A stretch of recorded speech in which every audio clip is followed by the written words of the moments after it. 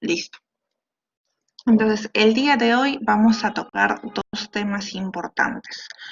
Uno es vitaminas y avitaminosis y el otro tema es desnutrición y valoración nutricional. ¿Ya? Entonces, me presento, mi nombre es Claudia Bárcena, yo soy médico endocrinólogo del Hospital Loaiza, del Hospital 2 de Mayo. Entonces, cuando hablamos de vitaminas, hay que recordar que las vitaminas son sustancias orgánicas no relacionadas estructuralmente entre sí, que precisan ser ingeridas en cantidades pequeñas con la dieta. Eso.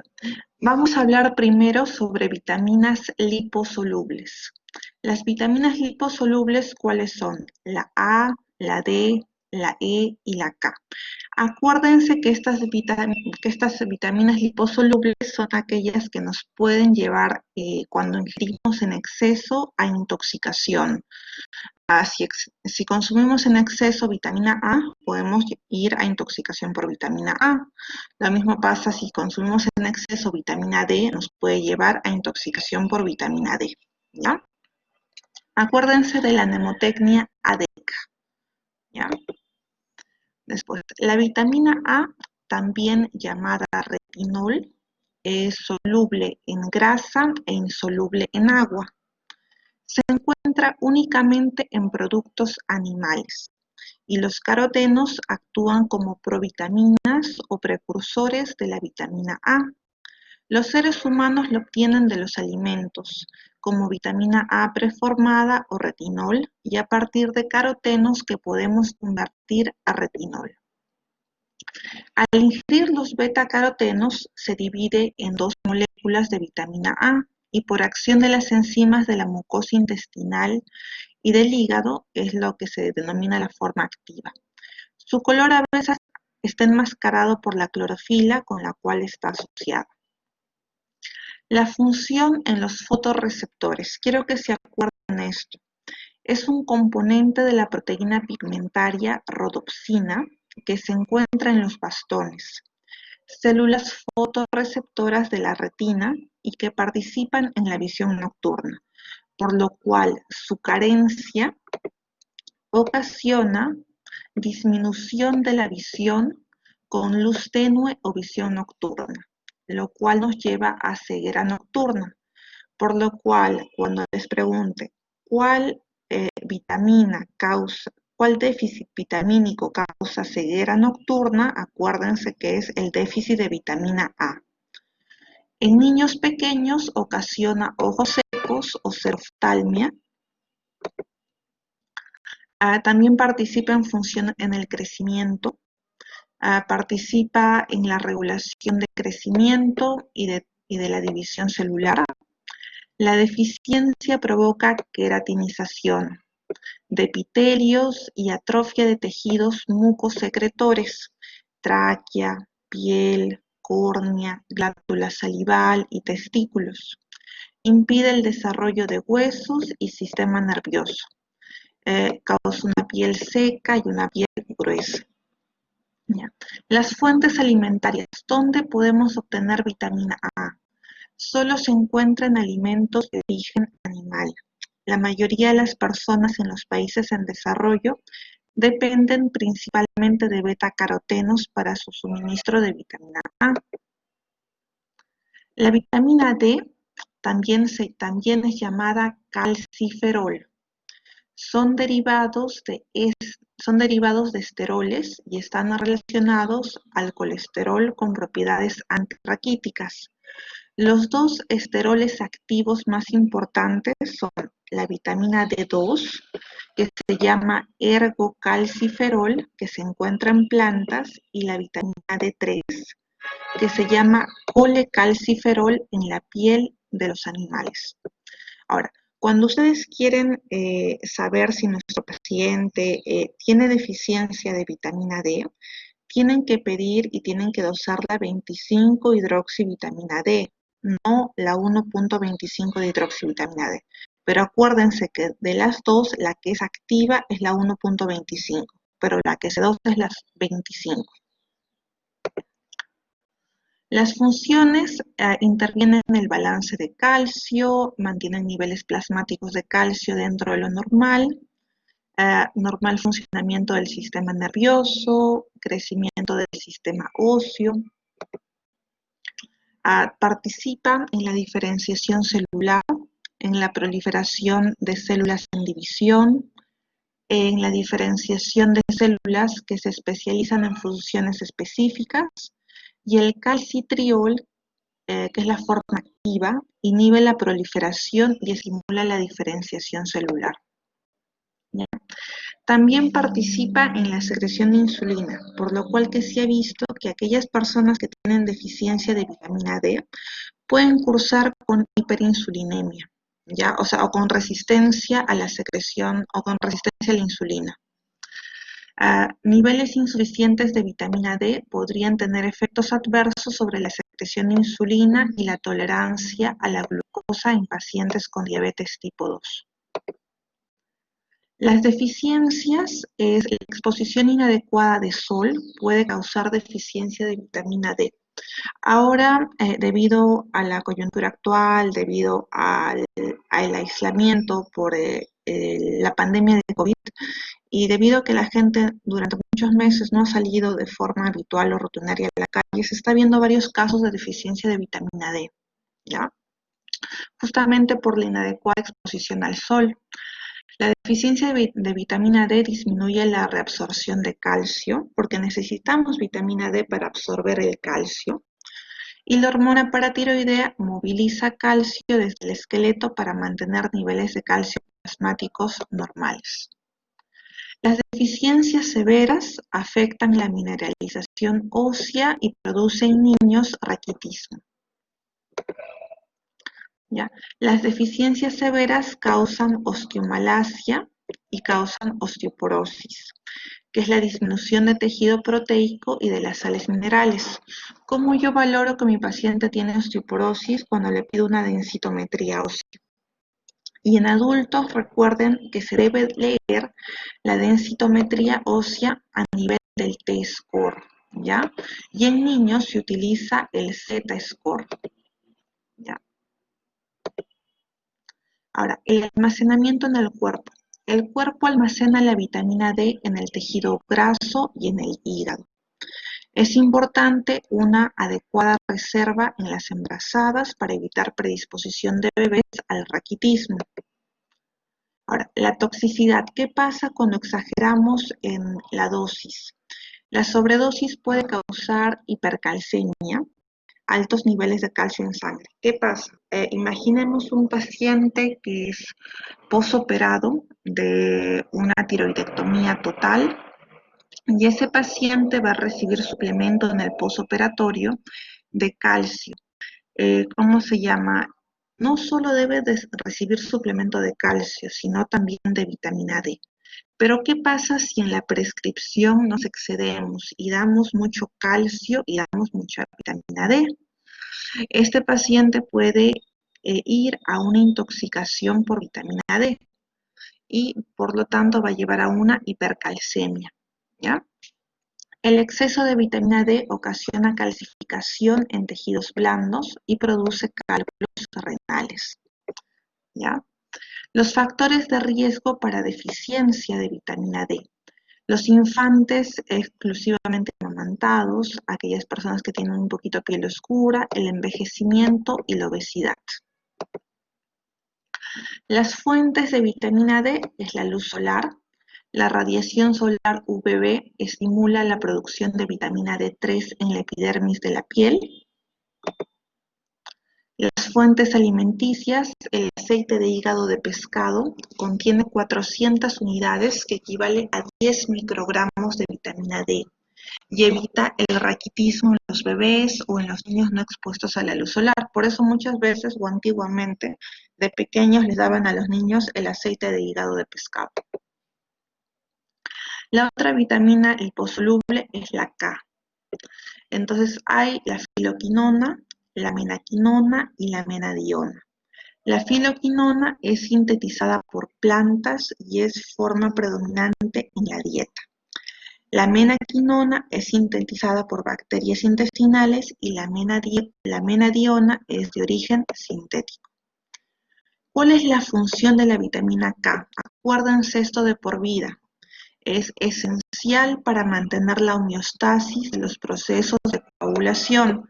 Participa con los factores 2, 7, 9 y 10. Por lo cual, cuando yo les pregunte cuál es la deficiencia vitamínica que causa disrupción en los factores de coagulación, ustedes me van a decir la vitamina K. ¿Y cuáles son los factores que se ven afectados? El 2, el 7, el 9 y el 10. ¿Ya? La deficiencia primaria es poco frecuente en adultos sanos y la deficiencia severa resulta en un deterioro de la coagulación sanguínea. Los síntomas: equimosis o moretones, hemorragias en mucosas, hemorragia nasal, las encías sangrantes, las hemorragias gastrointestinales, la sangre en las deposiciones, las heces negras, la menorragia, que es un sangrado menstrual extremadamente profuso, y la hematuria, que es la sangre en la orina. ¿Cuáles son los pacientes que son más susceptibles a presentar deficiencia de vitamina K? Acuérdense, los cirróticos. Por eso, en aquellos pacientes que tienen cirrosis, que tienen varices esofágicas, ¿qué es lo primero que hacemos? Ver el INR, ver el TP, ver el TTPA, ¿no? Por el aumento de riesgo de sangrado. Las fuentes: la vitamina K1 o filoquinona está en aceite vegetal, soya, algodón, canola, oliva, almendras. Y la vitamina K2 o menaquinona en el hígado y algunos productos fermentados como queso, frijol de soya fermentado. La otra vitamina es la vitamina E, también llamada tocoferol, y existen 4 tipos de tocoferoles. El de mayor actividad biológica es el alfa-tocoferol, que es un antioxidante, y se degradan por contacto con grasas rancias, plomo, hierro. Su función principal es antioxidante, y los radicales libres se forman en nuestro organismo durante el metabolismo normal y durante la exposición a factores ambientales, humo de cigarro o contaminantes. Las funciones de la vitamina A es que protege a las membranas celulares del daño oxidativo causado por los radicales libres y protege de la oxidación a las grasas en LDL que transportan colesterol desde el hígado a los tejidos del cuerpo. ¿Ya? A ver, las deficiencias, se observa bastante deficiencia en individuos con malnutrición severa y en síndrome de malabsorción de grasas. Los síntomas neurológicos es la mala coordinación, lo daño a los nervios sensitivos, debilidad muscular, daño a la retina. ¿Ya? La prevención, participa en prevención de enfermedades como cardiovasculares, cataratas, función inmune. Las fuentes, como ya hemos comentado, el aceite vegetal, las nueces, maíz, soya, girasol. De ahí tenemos las vitaminas hidrosolubles. Estas, a diferencia de las vitaminas liposolubles, no nos pueden llevar a intoxicación, ¿ya? Esa es una diferencia clave. Podemos ingerir bastantes vitaminas hidrosolubles, pero mientras nuestro riñón funcione adecuadamente, no vamos a tener problemas de intoxicación, ¿ya? Son sustancias solubles en agua y no se almacenan en el organismo. Los alimentos ricos en vitaminas hidrosolubles no siempre aportan la cantidad que tenían inicialmente y forman parte de sistemas enzimáticos que catalizan el metabolismo de carbohidratos, grasas y proteínas. El exceso se elimina en la orina y su ingestión en exceso no tiene efectos tóxicos. ¿Cuáles son las vitaminas hidrosolubles? Todas estas.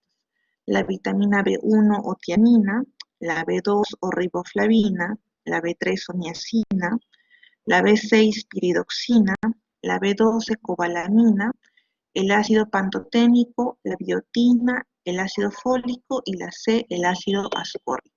¿Ya? La vitamina B1 o tiamina Acuérdense que es uno de los compuestos orgánicos más comunes.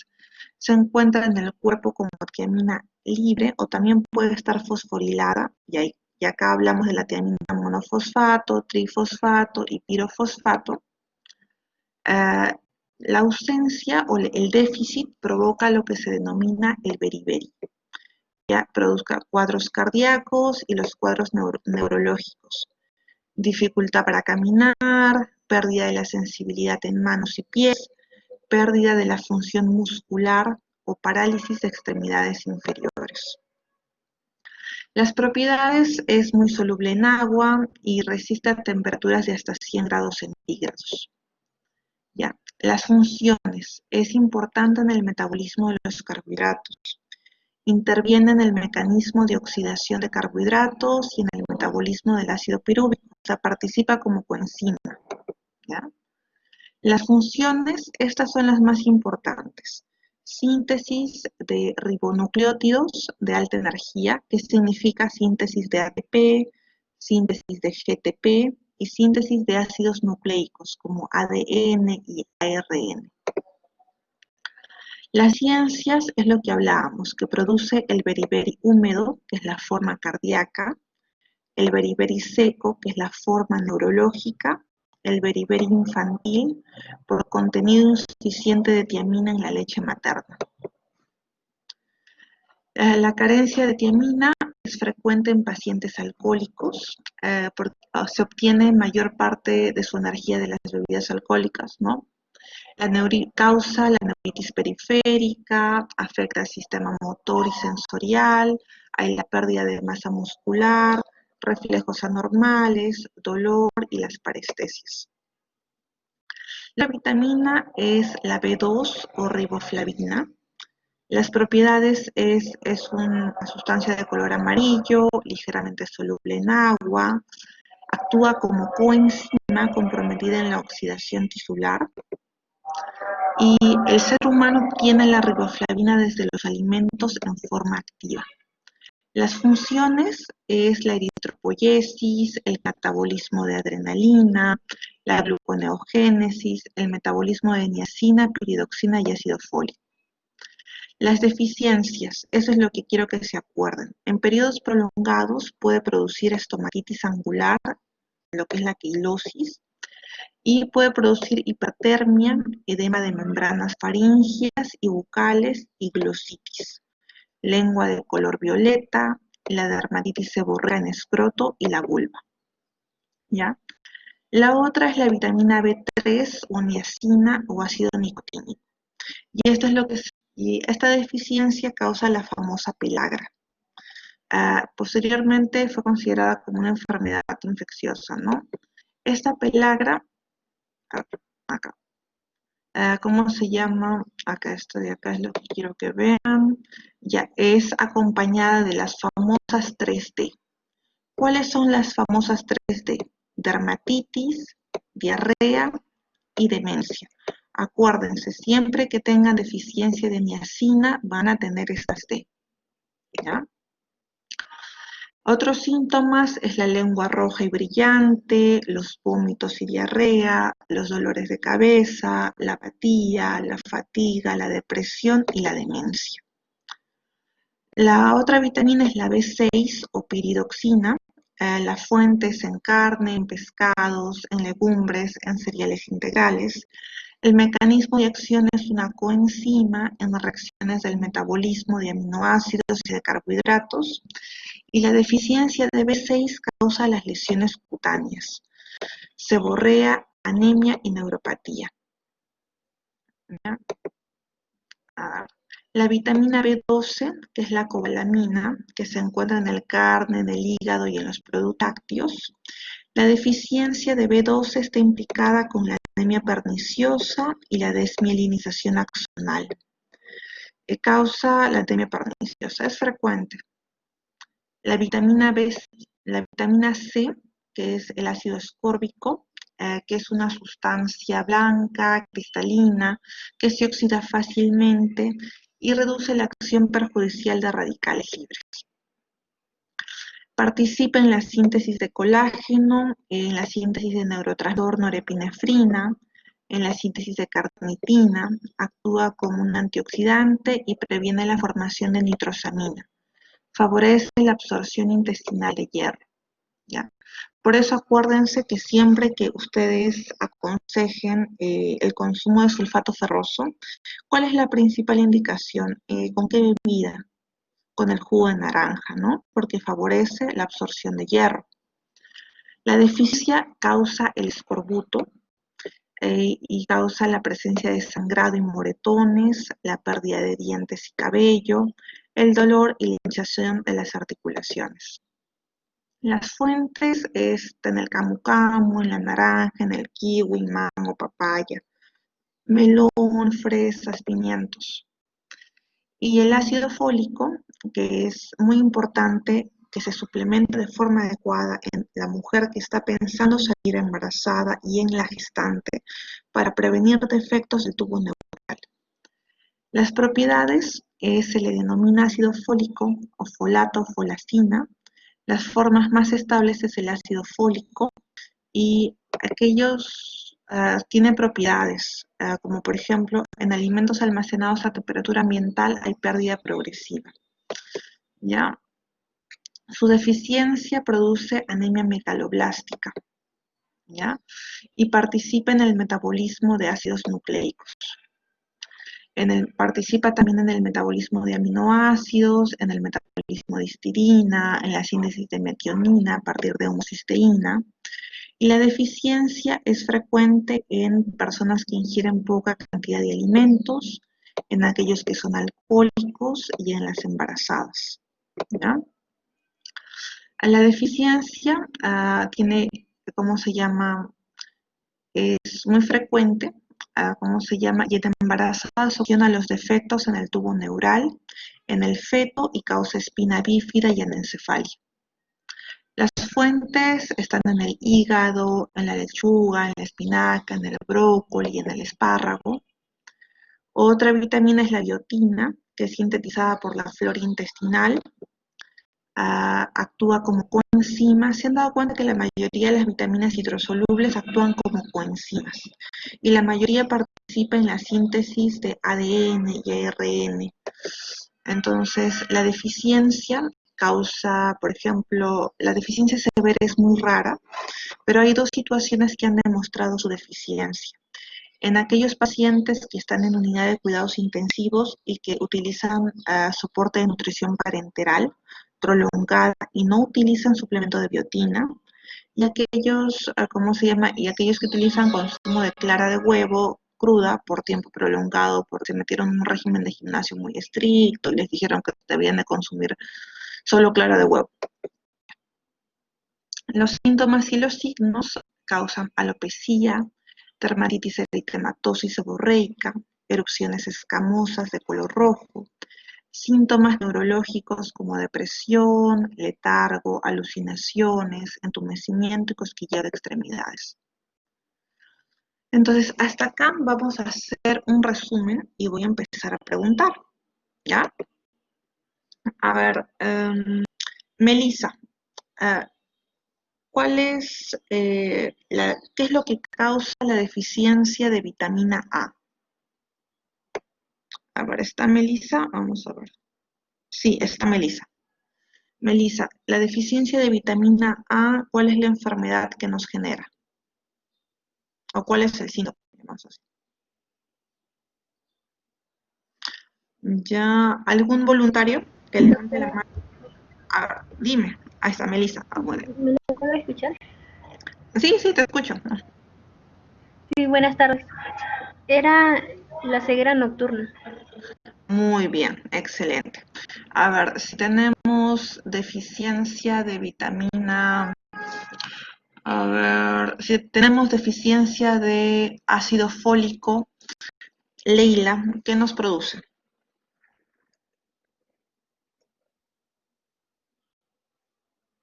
A ver, a Leila creo que no está presente, ya, entonces, ya. Si tenemos deficiencia de ácido fólico, está fácil, levanten la mano.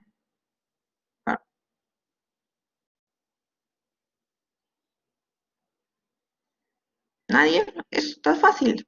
Deficiencia de ácido fólico en mujeres gestantes. Ahí está, muy Anemia bien. neurológica, doctora. Muy bien. ¿Y Ilan, qué nos produce? Lo que es de anemia megalódica. Ya, ácido fólico y defectos en el tubo neural. ¿Ya? Muy bien. A ver, ¿qué pasa si tenemos deficiencia de vitamina D? Eso también está fácil.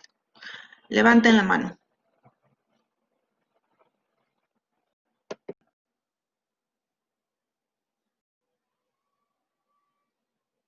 ¿Qué pasa si no ingerimos vitamina D? Ahí está, William. A ver, Osteoporosis, doctora. muy bien, osteoporosis en adultos y raquitismo en los niños. A ver, Ilan, Osteoporosis y osteomalacia también. muy bien, excelente. Entonces, eso es lo que quiero que se acuerden. O sea, ¿qué pasa si tenemos deficiencia de vitamina A, ceguera nocturna? ¿Qué pasa si tenemos deficiencia de vitamina D? Adultos, osteoporosis, niños, raquitismo. ¿Qué pasa si tenemos deficiencia de vitamina E? Vamos, es un precursor es un antioxidante, no va a sintetizar adecuadamente los ácidos, el ADN, el ARN. ¿Qué pasa si tenemos deficiencia de vitamina K, hemorragias, moretones, sangrado? ¿Qué pasa si tenemos deficiencia de niacina? A ver, ¿se acuerdan? Si no tenemos niacina, ¿cuál era la enfermedad que nos producía? Manitos. Muy bien. A ver, Claudia. Muy bien, dime. Buenas tardes, doctora. Las 3D, que era dermatitis, demencia y diarrea. Excelente. Y esas 3D se llama pelagra. Entonces quiero que se acuerden todas esas cosas. ¿En qué personas es más susceptible de tener deficiencia de biotina? Aquellas personas que se encuentran en unidad de cuidados intensivos y reciben nutrición parenteral total o nutrición parenteral parcial. Entonces todas esas cositas son las claves, ¿ya? Vamos a hacer un repaso acá. Acuérdense que la vitaminosis es el déficit vitamínico y puede deberse a la falta o ingesta o mala absorción intestinal, ¿no? O una mala utilización o aumento de las demandas. Es muy frecuente la vitaminosis en nuestro medio y actualmente está en el puesto 8 de 12 en el puesto 8 de las enfermedades de la OPS. Ya, acuérdense. Cuando hablamos de las vitaminas liposolubles, acuérdense siempre A, D, E, K. Deficiencia de vitamina A, ceguera nocturna, resequedad ocular. Deficiencia de vitamina D, raquitismo, osteoporosis. ¿Cómo se llama? Deficiencia de vitamina E o tocoferol, anemia hemolítica, degeneración muscular. Deficiencia de vitamina K, hemorragias continuas, nasales. Deficiencia de vitamina C, corbuto. Aunque C no estaría acá. Esto está acá, muy bien. Acá, las vitaminas hidrosolubles. ¿Qué pasa si no tenemos B1 o tiamina? Beriberi, ¿no? ¿Qué pasa si no tenemos vitamina B2 o riboflavina? Fotofobia. ¿Qué pasa si no tenemos B3 o niacina? Pelagra. ¿Qué pasa si no tenemos B6 o piscina? Irritabilidad, debilidad, depresión, neuropatía periférica, espasmos, anemia. ¿Qué pasa si no tenemos B12? Porque a nuestro paciente le hicieron un bypass gástrico, era un paciente muy gordito, muy obeso, fue a una cirugía bariátrica y le hicieron una manga gástrica. Y al tener una manga gástrica, ese paciente va a tener que recibir suplementos vitamínicos de por vida, ¿ya? ¿Y qué pasa si nuestro paciente se olvidó de tomar su vitamina B6? Va a tener todos estos síntomas. Se olvidó de tomar vitamina B12, va a tener anemia perniciosa, porque el paciente que va a cirugía bariátrica y se hace una manga gástrica o se hace un bypass en Y de Rhodes o se hace una derivación biliopancreática, son pacientes que van a tener que utilizar todas estas vitaminas que estamos comentando, ¿no? Suplementos de vitamina A, D, E, calcio, B1, B2, B3, B6, B12, o sea, son como 12 vitaminas que utiliza, son 12 frasquitos, ¿ya? Ahora, se diagnostica dependiendo de la vitamina. El paciente, cuando vaya a su consulta, ¿qué es lo que va a manifestar? Va a manifestar todos los síntomas. Y ustedes tienen que ir buscando los signos y de acuerdo a lo que les va contando, van pensando en el déficit vitamínico. El tratamiento depende de la deficiencia de vitaminas. Si tiene deficiencia de vitamina A, tengo que suplementar con vitamina A. Si tiene deficiencia de vitamina D, tengo que suplementar con vitamina D. Dependiendo de lo que nos falta, nosotros vamos indicando. Si nuestro paciente tiene un consumo adecuado de frutas y verduras, no va a haber problema, siempre y cuando tenga una alimentación balanceada. Pero siempre va a haber personas que tienen factores de riesgo de deficiencias vitamínicas. ¿Quién? Pacientes adultos mayores. ¿Por qué?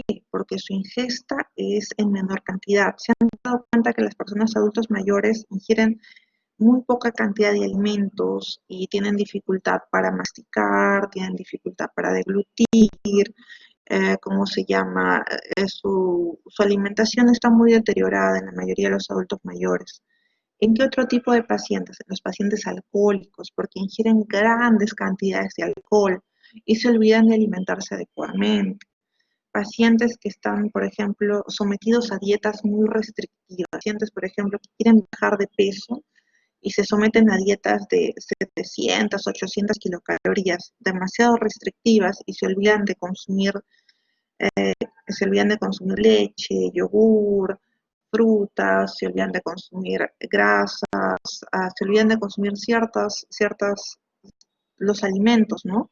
Porque no solo es comer proteína, tenemos que tener un balance entre carbohidrato, entre verduras y frutas y entre ensaladas, ¿no? Todo tiene que ser un balance.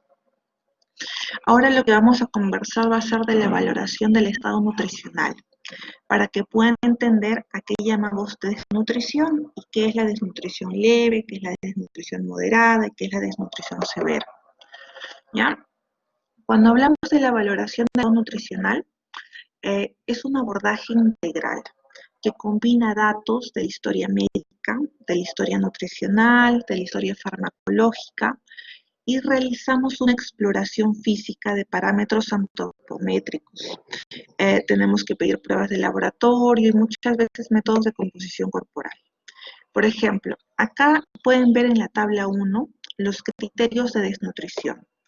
Esto es el valor normal, esto es lo que encontramos de la desnutrición leve, en la desnutrición moderada y en la desnutrición severa. Lo primero que tienen que hacer es calcular su índice de masa corporal. Todos saben calcular el índice de masa corporal.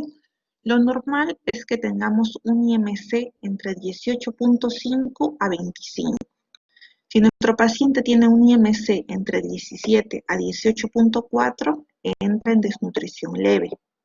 Si tiene un índice de masa corporal en 16 a 16.9, desnutrición moderada. Y si tiene un IMC menos de 16, es una desnutrición severa. Cuando les vengan los casos clínicos, no les van a decir paciente que tiene desnutrición severa, simplemente paciente que tiene peso en 50 kilos, talla de 1,70 y que tiene un IMC 15. Ustedes tienen que catalogar. Desnutrición, ya sí, pero desnutrición ¿qué tipo? Leve, moderada, severa. Otro, lo que tenemos que hacer el paso es calcular el porcentaje de peso habitual. ¿Qué significa? Si nuestro paciente pesaba habitualmente 70 kilos y se sometió a una dieta sumamente restrictiva y de 70 kilos bajó a 50 kilos, ese porcentaje tenemos que calcularlo. Una dieta normal, una dieta correcta, debería de ir entre unos 5%, entre un 5% de pérdida de peso. Pero cuando ya vemos que los porcentajes de pérdida de peso son mayores, lo catalogamos de acuerdo al porcentaje en lesión. Ahora, este porcentaje de pérdida de peso en el tiempo, ¿qué significa? Porcentaje de pérdida de peso en la primera semana, en el primer mes y en los 3 meses, de acuerdo al porcentaje lo catalogamos en leve, en moderada o en severa. Otra cosa que debemos de valorar son los pliegues y las medidas antropométricas. Más adelante vamos a ver gráficos de cómo valorar los pliegues corporales. Tenemos que solicitar albúmina, tenemos que pedir ferritina, prealbúmina, la RBP, que es la proteína ligada a retinol, los linfocitos, porque si es un paciente que está en desnutrición, ¿qué es lo que vamos a encontrar? Hipoalbuminemia, vamos a encontrar RBP baja, linfocitos bajos por debajo de 2000, vamos a encontrar un colesterol bajo, y de acuerdo a esto vamos valorando subjetivamente. Si está en lo normal es A, valoración del estado nutricional, B es desnutrición leve y C ya es desnutrición moderada. Existen fichas de tamizaje. Para paciente hospitalizado utilizamos el NRS 2002, que son fichas para valorar el estado nutricional. Y para paciente ambulatorio utilizamos el MAST. ¿Ya? Ahora, en la historia clínica, ¿qué es lo que nosotros tenemos que preguntar? Si nuestro paciente tiene enfermedades sistémicas que interfieran en su alimentación, si nuestro paciente tiene cáncer, si tiene isquemia intestinal, si tiene falla cardíaca, renal, si es hepatópata, si ha sido operado recientemente por alguna operación gástrica, si tiene problemas de depresión, si es alcohólico, si utiliza drogas, se utiliza algún fármaco anorexígeno o medicamentos que interfieran en el metabolismo. Hay varios fármacos que son anorexígenos, que bajan el apetito en la persona. ¿Cuáles? La digoxina, los diuréticos, el Diltiazem, la fluoxetina, cuando se utiliza los 2 primeros meses para el tratamiento de la depresión, el haloperidol, los sedantes y los citostáticos. Hay otros medicamentos que producen alteración del gusto y del olfato, ¿no? El propanolol, el Diltiazem, la tiazida, el metronidazol, son medicamentos que utilizamos frecuentemente. La aspirina, el ibuprofeno. Y hay fármacos que inhiben la absorción de nutrientes. ¿Cuáles? Los corticoides. Ahora que se utiliza bastante corticoide para el COVID. Los antiácidos, la colchicina, el aspirina, el omeprazol, las cefalosporinas. Entonces son varios los medicamentos que tenemos que indagar y tenemos que preguntar, ¿ya? Lo otro que también tenemos que valorar es la historia dietética. ¿Qué significa historia dietética? Nosotros en la consulta hacemos la encuesta dietética. La encuesta dietética puede ser de 2 tipos, una forma retrospectiva o una forma prospectiva. ¿Qué significa? Nosotros le preguntamos, señor o señora, ¿qué ha consumido en las últimas 24 horas? Dígame qué desayunó, qué almorzó, qué cenó, si tuvo algún snack entre desayuno y almuerzo, entre almuerzo a cena. Pero ¿qué es lo que pasa? Cuando nosotros hacemos esta encuesta dietética que se llama recordatorio de 24 horas, muchas veces el paciente se puede olvidar y no nos va a contar todo. O sea, es difícil que se acuerde exactamente cuál fue la porción de arroz que comió, o cuál fue la porción de fideo que comió, o cuántas veces comió arroz, o cuántas veces consumió, no sé, chocolates. Entonces, a veces cuando es de forma retrospectiva se olvida. La mejor forma es de hacerlo de forma prospectiva. ¿Qué significa de forma prospectiva? Señor, el día de mañana o durante esta semana, quiero que apunte en un cuaderno o en una libreta qué es lo que desayuna. Desayuna, por ejemplo, un vaso de leche, más un pan integral con 5 aceitunas, más, no sé, más un durazno.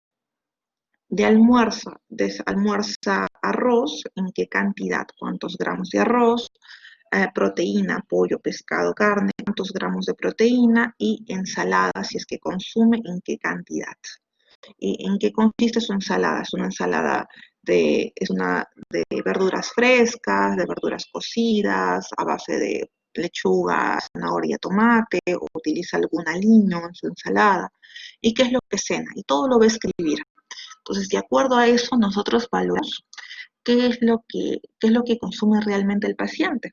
Pero ¿cuál es el problema? Muchas veces los pacientes se sienten observados en el en el recordatorio prospectivo y como se sienten y saben que van a ser observados en la próxima consulta, bajan un poquito su ingesta de alimentos. Entonces ingieren cantidades menores. Ya, a esto se llama recordatorio de 24 horas. Al mismo tiempo tenemos que valorar si tiene alteraciones del gusto o del olfato, si ha habido alteraciones en el estado de la dentición, porque si tiene problemas de dentición no va a comer adecuadamente, no va a masticar alimentos de forma adecuada. Si tiene problemas en la deglución, si tiene algún problema o síntoma digestivo, o si tiene alguna alergia o intolerancia a algún medicamento, o si está o ha estado utilizando alguna dieta restrictiva, ¿no? Todo eso tenemos que preguntar a nuestro paciente. Lo otro que tenemos que valorar es la historia social. ¿Por qué? Porque hay muchos factores importantes como la actividad física, si realiza o no actividad física, quizá nuestro paciente es sedentario. ¿Cuántos minutos de actividad física realiza? 30, 50, o no realiza actividad física en ningún momento del día en las 24 horas. ¿En qué consiste su trabajo? ¿Cuál es la etnia de nuestro paciente? ¿Cuáles son las costumbres que tiene? Los niveles de estudio, la situación, si es dependiente social. Aquellas personas que tienen dependencia funcional, por ejemplo, los adultos mayores, y que ingieren cantidades de comida en cantidades muy disminuidas, son aquellas personas que van a estar en riesgo alto de desnutrición y en riesgo alto de presentar avitaminosis, que es lo que hemos repasado, todas las deficiencias vitamínicas, las deficiencias de vitaminas liposolubles, las deficiencias de vitaminas hidrosolubles, ¿ya? Lo otro es realizar la exploración física.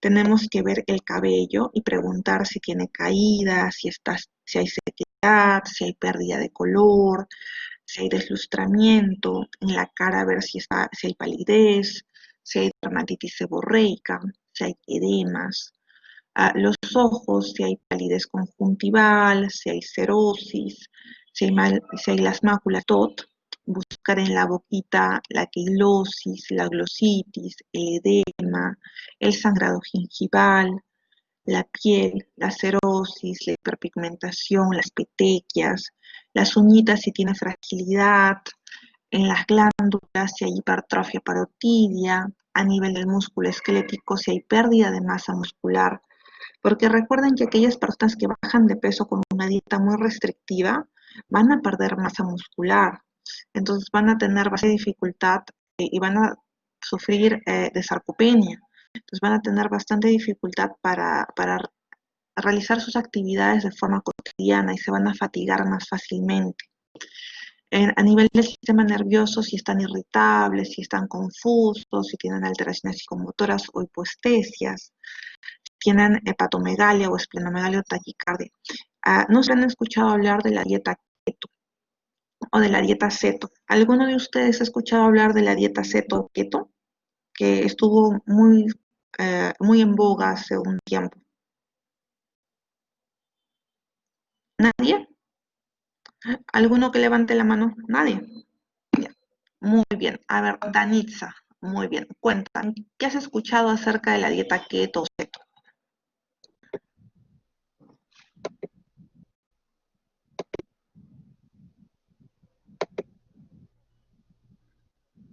A ver, ya, muy bien. A ver, ya, yo les comento. La dieta ceto es una dieta que consiste en un consumo muy bajo de carbohidratos al día. Entonces, aquella persona que va a entrar a una dieta ceto significa que máximo debe consumir entre unos 15 a 30 gramos de carbohidratos. Y el resto de su alimentación de las 24 horas tiene que ser proteína. Esa dieta normalmente la utilizan unos 14 días, entre 10 a 14 días. ¿Por qué? Porque el cuerpo va a cambiar el sustrato de energía. O sea, la energía no la va a obtener de la grasa o no la va a obtener de los carbohidratos. La energía la va a empezar va a haber todo un cambio. Entonces, el sustrato principal va a cambiar y nuestra ingesta va a ser totalmente de proteínas. Y al cambiar y al disminuir el aporte de carbohidrato, nuestro cuerpo va a empezar a buscar otras fuentes para obtener energía, porque ya no vamos a tener la cantidad de carbohidrato eh, habitual en nuestro organismo. Entonces empieza a quemar grasa, grasa, grasa. Pero ¿cuál es el problema? El problema es todos los efectos que produce, como irritabilidad, hipoglicemia, un poco de hipoglicemia, cambios del estado de humor, un poquito de, ¿cómo se llama? Empieza a haber catabolismo de la grasa, pero muchas veces la cantidad de proteína no es suficiente y hay un poquito de sarcopenia, entonces tiene muchas complicaciones y también puede llevar a déficit amínicos lo que comentábamos. ¿Por qué? Porque no va a ser una dieta balanceada, porque no va a ser una dieta en la que haya frutas, en la que haya verduras, en la que haya proteínas, en la que haya carbohidratos, porque necesitamos tener una dieta balanceada para tener todos esos aportes necesarios. ¿Ya? Entonces, todas las dietas que existen hay que valorar los pros y las contras. ¿Cuál es la que se recomienda habitualmente? No sé si habrán escuchado la dieta mediterránea. La dieta mediterránea es un balance perfecto. Es un balance entre frutas, entre verduras, entre proteínas, entre, ¿cómo se llama? Ensaladas. Es todo un balance. Entonces, nos previene de enfermedades y baja nuestro riesgo cardiovascular. Otra cosa que tenemos que valorar es la antropometría, ya que es una serie de medidas corporales que contribuyen a la valoración nutricional del individuo y aportan información sobre las reservas de proteína y grasa del organismo. ¿Cuál es el inconveniente o el problema de la antropometría? Es la variabilidad interobservador. ¿Por qué? Porque cuando nosotros valoramos los pliegues cutáneos, lo valoramos en el mismo sitio 2 a 3 veces. ¿Qué significa? Que en la primera medida antropométrica podemos obtener, por ejemplo, 32 centímetros de brazo derecho. En la siguiente medida podemos obtener 33 centímetros y en la cuarta medida 34 centímetros. Entonces tenemos 3 medidas diferentes realizadas por la misma persona. A ello se llama variabilidad intraobservador. ¿Y qué es lo que hacemos? Sacamos un promedio habitualmente. Tenemos que valorar el peso actual, el peso en el momento de la consulta, que debe ser realizado en una báscula calibrada, en un paciente que se encuentra en bipedestación y se encuentra en ayunas. Debemos de valorar la talla. Para una correcta medida de la talla, el individuo tiene que estar en bipedestación, tiene que estar descalzo, tiene que estar de espaldas a la posición vertical del tallímetro y tiene que estar con la cabeza en una posición en la que el borde inferior de la órbita y el meato auditivo estén en un plano horizontal. ¿Qué pasa si nuestro paciente, imaginemos que es un paciente anquilosado y no puede pararse, en el caso de los adultos mayores, y tiene dificultad y es postrado crónico? Ahí podemos utilizar y estimar la talla a partir de la distancia cubital.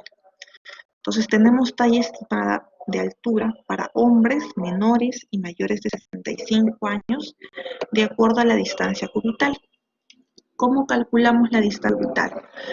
Se debe determinar si el paciente no puede mantener la bipedestación, se puede estimar la talla a partir de la longitud del antebrazo o distancia cubital y se debe determinar entre el olecrano y la hipófisis estiloides del cúbito con el brazo flexionado, la palma de la mano en diagonal sobre el pecho y los dedos orientados al hombro contralateral.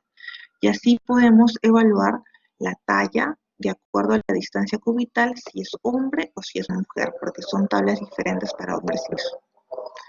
Ya. Lo otro que tenemos que valorar es el índice de masa corporal. Esto ya hemos visto que es clave para valorar el grado de desnutrición, para saber si tenemos una desnutrición leve, si tenemos una desnutrición moderada o desnutrición severa, ¿no? ¿Cómo calculamos el IMC? Dividiendo el peso entre la talla en metros al cuadrado.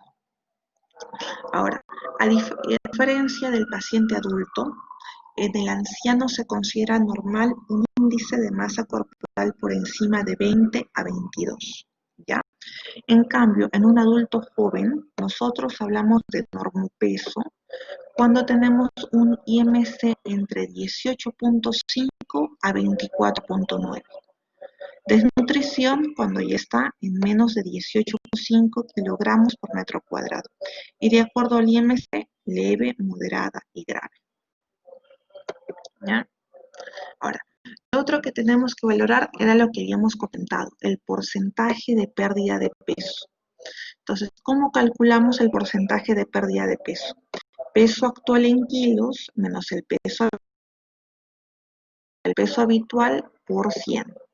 Ahora, la clasificación de Blackburn relaciona una pérdida superior al 2% en una semana, o 5% en un mes, o 7.5% en 3 meses, aumenta la morbilidad. Lo otro que tenemos que valorar es el pliegue tricipital. En el gráfico van a ver, y es más sencillo verlo a nivel gráfico, que es la medición de los pliegues cutáneos que contribuye a evaluar la cantidad de tejido adiposo. Nosotros evaluamos pliegues, ya sea el bicipital, el tricipital, justamente para ver esto, cantidad de tejido adiposo. Y se debe hacer en 3 determinaciones. Recuerden, por la variabilidad intraobservador, ¿ya? Ahora, ¿cómo se hace? Se mide con un lipocalibre de presión constante que se llama Holstein, y se coge el pliegue entre los dedos índice y pulgar y se evita pellizcar el tejido muscular. La determinación debe hacerse en el punto medio entre el acromion y el olecranon, ya sobre el músculo tríceps. Entonces, este es el aparatito que nosotros utilizamos para medir, ¿cómo se llama? Pliegues. Y vemos acá cómo entre el dedo índice y pulgar se pellizca por encima del tejido muscular, no se agarra músculo, simplemente grasita, y obtenemos la valoración, y obtenemos un número. Ese número nos va a decir cuánto es la cantidad de tejido graso. ¿Ya? Lo otro, tenemos que evaluar la circunferencia de brazo, que se mide con una cinta métrica flexible. Entonces, y debemos de valorar la circunferencia muscular del brazo. ¿Cómo calculamos la circunferencia muscular del brazo? Restando la circunferencia del brazo en centímetros menos el pliegue tricipital en milímetros por 0.314.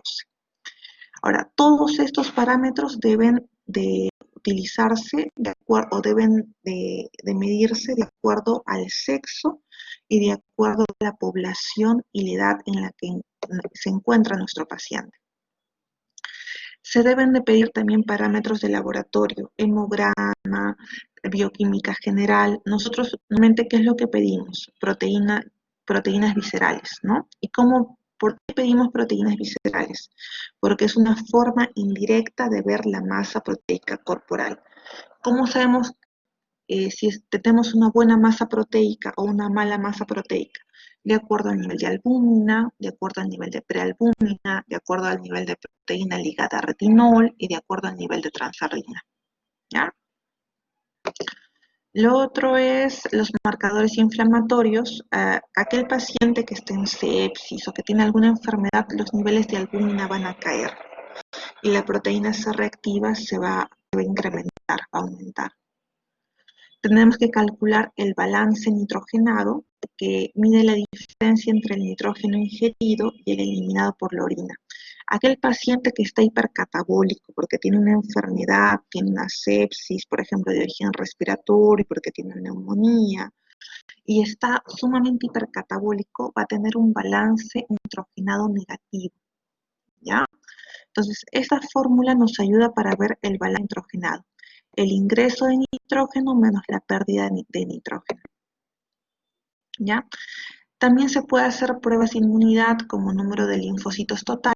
Aquel paciente que está en una desnutrición severa o una desnutrición de leve a moderada, los linfocitos van a estar disminuidos.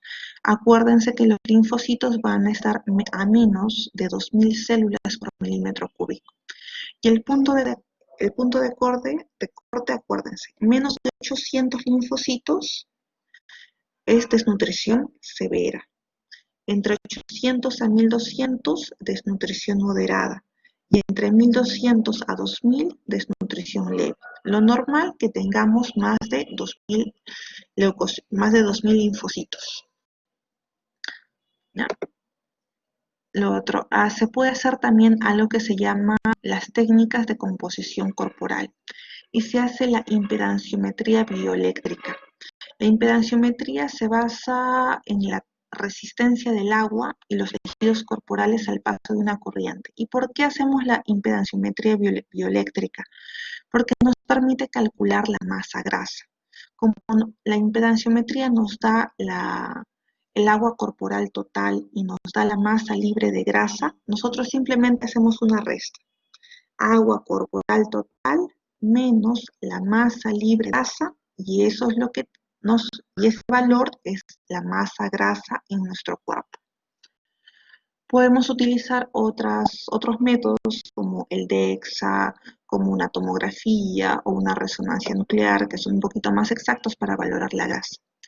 Este cuadro, acuérdense, porque es la estrategia de diagnóstico de desnutrición. ¿Ya? Tenemos que hacer el cribado de riesgo nutricional, la valoración del estado nutricional de acuerdo al índice de masa corporal, hacer teoría clínica, ver los antecedentes clínicos, los antecedentes sociales, los antecedentes dietéticos, hacer la exploración, ya sea general y por aparatos, la antropometría, que es vital y sumamente importante, pedir los exámenes complementarios que hemos hablado, los de laboratorio, se puede pedir pruebas funcionales o pruebas de composición corporal, que era la impedanciometría eléctrica, y se identifica personas que precisen apoyo nutricional para conservar o restaurar su estado de nutrición. ¿Por qué? Porque si tenemos un adulto joven o adulto mayor que tiene una desnutrición leve y que está ingresando al hospital por alguna enfermedad, ya sea respiratoria, urinaria, dérmica, le dio COVID, pasó algo, esa desnutrición se va a agravar durante su estancia hospitalaria, porque ese paciente va a estar hipercatabólico.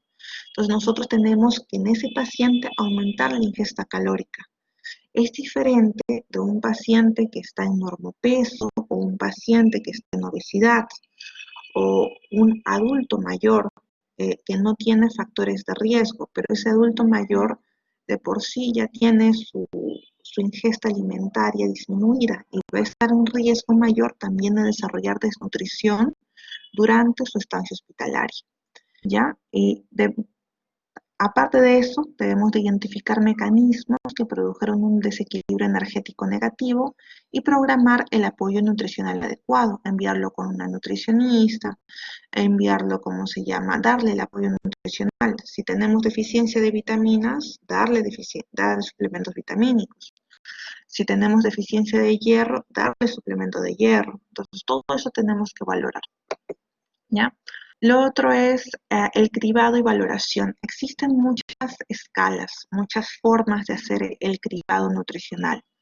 En la población ambulatoria, que significa en el paciente que acude a consultorio externo, ya sea vía presencial o vía virtual, porque ahora está en boga la vía virtual, utilizamos una herramienta que se llama el MAST, que nos sirve para el cribado nutricional, ¿ya? Pero en aquella población que está hospitalizada, nosotros no podemos utilizar el MAST, utilizamos otra herramienta. ¿Ya? ¿Cuál es la herramienta que utilizamos? Utilizamos el NRS. Vamos a verlo más adelante. En aquella población geriátrica, que es polimedicada, pluripatológica, que tiene reducción en la ingesta de proteínas, o en una población oncológica, también no podemos utilizar el MAST. Utilizamos otras herramientas para hacer el cribado nutricional. Al igual que los pacientes que tienen enfermedad renal crónica y que van a estar en riesgo de desnutrición, que van a estar en riesgo de sarcopenia y en muchos su riesgo cardiovascular está aumentado, utilizamos otros scores, igual en el caso de los hepatópatas. Esta tabla resume justamente cuál es el método de cribado. Por ejemplo, paciente ambulatorio, utilizamos el score MAST. Paciente hospitalizado, utilizamos el score que se llama el NRS 2002. Podemos utilizar el MAST, sí, pero no está totalmente indicado porque el NRS es mejor. En un paciente anciano utilizamos el que se llama MNA. ¿Qué es el MNA? El Mini Nutritional Assessment. Paciente oncológico utilizamos el score que se llama el BGS o el score que se llama el MST, que es el Malnutrition Screening Tool. Y igual en el renal crónico y en el paciente que tenga enfermedad hepática crónica. ¿Ya? Más o menos hemos evaluado, hemos hecho un resumen. Es un tema árido, es un tema que es un poco largo, pero he tratado de poner los puntos claros, los puntos principales. En el caso de vitaminas, la diferencia entre liposolubles e hidrosolubles, ¿qué pasa si tenemos las deficiencias vitamínicas?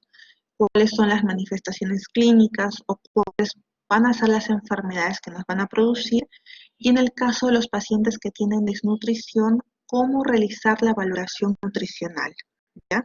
Y de acuerdo al índice de masa corporal, catalogarlo en desnutrición leve, moderada, severa, y qué es lo que deben de pedir y cómo valorar en ese paciente que está en desnutrición. ¿Cuál es la herramienta de screening que van a utilizar? Si es un paciente ambulatorio, el MAS, si es un paciente hospitalizado, el NRS, si es un paciente oncológico, si es un paciente nefrópata, hepatópata, el BSG. Entonces, de acuerdo a eso, utilizan la herramienta. ¿Cuál es la analítica que va a ir? Hemograma, fijarse en los leucocitos, fijarse en la albúmina, en la prealbúmina, en la transferrina, fijarse en el hierro, evaluar los hábitos de alimentación, los fármacos que utiliza, la actividad física que realiza, todo eso tienen que valorar en su paciente. O sea, la valoración es total, nutricional. No solo ver el IMC, sino ver, ¿cómo se llama? Datos clínicos, historia, examen físico, todo eso tienen que ver. ¿Ya? ¿Tienen alguna pregunta o alguna duda acerca de los temas que hemos revisado el día de hoy? Ya. Ilan, dime, ¿cuál es tu duda? Sobre la orientación sobre personas con nutrición. En la parte mencionó que casi todo incluye en el que baje de peso, pero no existen las personas que tienen el aumento de peso, las personas con diabetes o obesidad que no tienen una forma de alimentación adecuada, pero aún así no tienen hasta los criterios de la disminución del IMC, de la baja de peso o lo que es el pliegue. Ya, muy bien, muy buena pregunta. En aquellas personas, por ejemplo, que tienen obesidad o que tienen sobrepeso, ya la valoración nutricional es parecida.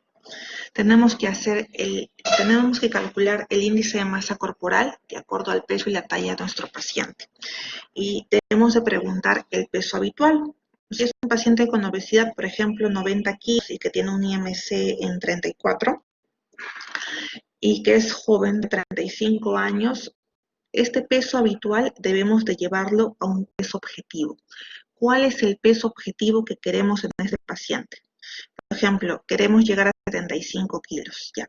Esa pérdida de peso de más o menos 15, 20 kilos debe realizarse en un periodo de tiempo. Una buena pérdida de peso más o menos involucra unos 2 kilos de peso por mes. Esa es una pérdida buena, adecuada y correcta, entre 2 kilos a 3 kilos por mes. No se recomienda que haya una pérdida mayor a 2 a 3 kilos. ¿Por qué? Porque el paciente diabético normalmente tiene comorbilidades. ¿Qué significa comorbilidades? Tiene hígado graso, tiene hipertensión, tiene, ¿cómo se llama?, apnea obstructiva del sueño. Y si este paciente baja de forma muy súbita, ¿cómo se llama?, 10 kilos o 20 kilos, este hígado graso, ¿cómo se llama?, se va a exacerbar, va a aumentar. Entonces, y va a haber el riesgo de RT. ¿Qué significa? Bajó 10 kilos y de ahí regresó a su alimentación habitual y otra vez subió de peso. Y ya no sube esos 10 kilos que bajó, el rebote es mayor, sube 12, 13, 15 kilos. Por eso en aquellos pacientes con obesidad o sobrepeso, Tenemos que llevarlo sí a una dieta hipocalórica, porque no puede ser como un paciente normal que esté en normopeso, que le damos habitualmente 30 kilocalorías por peso. En un paciente en el cual vamos a disminuir o queremos bajarlo de peso, debemos de llevarlo a una dieta entre 1200 a 1400 calorías, que es una dieta razonable. Con esa dieta entre 1200 a 1400 kilocalorías debe bajar medio kilo por semana. En un promedio, 2 kilos al mes. ¿Para qué? Para que la dieta sea constante y sea permanente, porque si es muy restrictiva, va a tolerar la dieta un mes, 2 meses. De ahí va a dejar la dieta y va a haber rebote. Muy bien. Otra pregunta, chicos, ¿alguna otra duda que tengan? Ok, ya. No hay, ok, ya. Milagros, dime, ¿cuál es tu duda? Doctora, buenas tardes. Una consulta respecto a los pacientes diabéticos, en los que tienen que disminuir el peso. ¿Es cierto que en ese caso a ellos se les tendría que poner una dieta hipoglucémica o solo tendría que ser una dieta saludable y con actividad física que los lleve a perder peso? Ya, muy buena pregunta. En los diabéticos tienen que ser dos tipos de dieta. Si es un diabético que está en peso, o sea, un diabético que su IMC está en el rango óptimo, la dieta tiene que ser hipoglicémica. ¿Qué significa una dieta hipoglúcida? Una dieta sin azúcares simples, con alimentos de índice glicémico bajo a moderado. Pero si tengo un diabético que es gordito, ahí ya es diferente. Mi paciente diabético tiene que ir a una dieta hipoglúcida, hipocalórica. Entonces, ahí sí tenemos que bajarlo de peso, sí o sí, porque no está en el índice de masa corporal óptimo. Tenemos que llevarlo al índice de masa corporal adecuado y sí con una dieta un poco restrictiva, pero no muy estricta, ligeramente restrictiva. Enseñarle qué alimentos debe de consumir. Enseñarle más frutas, más verduras, más proteína, menos carbohidratos. ¿Por qué? Porque acuérdese que el carbohidrato se transforma en azúcares simples. No, o sea, no solo es chocolate o no solo es azúcar, también es carbohidrato. Tiene que bajar la ingesta de carbohidratos y aumentar frutas, aumentar verduras, todo eso. Gracias, doctora. Ok, ya chicos. Entonces, se cuidan, nos estamos viendo mañana en la tarde. ¿Hay otra pregunta? Sí, no te preocupes, le voy a enviar las diapositivas al delegado porque justo hice algunos cambios en las diapositivas. Uno que otro ligero cambio. Ok, listo. Muy bien. Ok, se cuidan. Un abrazo. Nos vemos mañana para la clase de bucio. ¿Ya?